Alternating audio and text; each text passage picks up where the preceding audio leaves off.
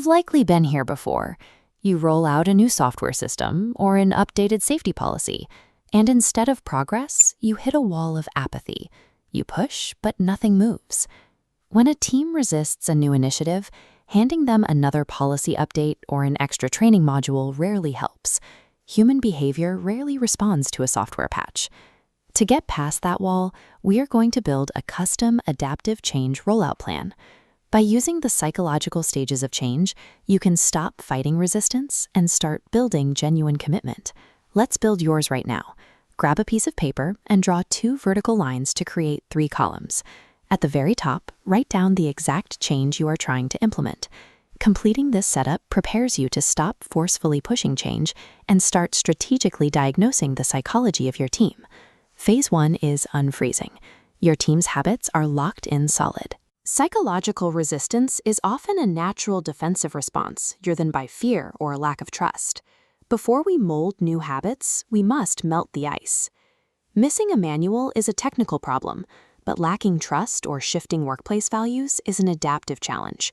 Most rollouts fail here. Apply a technical fix, like a new KPI tracker, to an adaptive problem, and the system will reject it.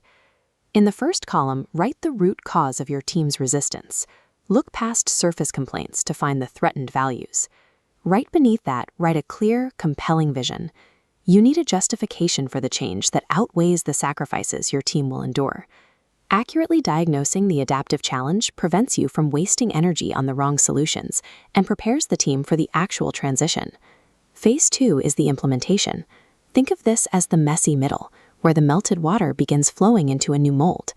Emotions will run high during this transition. Instead of treating resistance as an attack, use it as feedback. It tells you exactly where the new process needs adjustment. To capture that feedback, go to column 2. Write down one specific way you will engage your stakeholders to co-design the solution together. You must regulate organizational distress, maintaining pressure that encourages learning without overwhelming the team. Pushing too fast triggers burnout. Moving too slowly allows apathy. In column 2, write one support mechanism to keep your team in this zone of productive tension. Success in this phase relies on psychological safety. You want your employees to feel secure enough to speak honestly about their struggles, so you can address the systemic barriers. Phase 3 is refreezing. Change only sticks when it becomes the new, solid normal for the organization. Declaring victory too early is a common mistake. If you walk away the moment a metric improves, organizational cynicism sets in, and employees will eventually revert to old habits. In column 3, write down the name of a high-trust individual on your team who you can empower as a change agent. Empowering these individuals forms a coalition, building collective commitment where change is reinforced by peers, not just management. Below that name on your template, write one symbolic action to specifically recognize and reinforce the new behavior. Intentionally refreezing the culture transforms a temporary initiative into a permanent organizational shift. Look at your paper. You now have a complete, custom 3-phase adaptive change rollout plan. You have a psychological roadmap to guide your team from unfreezing old habits to refreezing new ones. Your next step is immediate.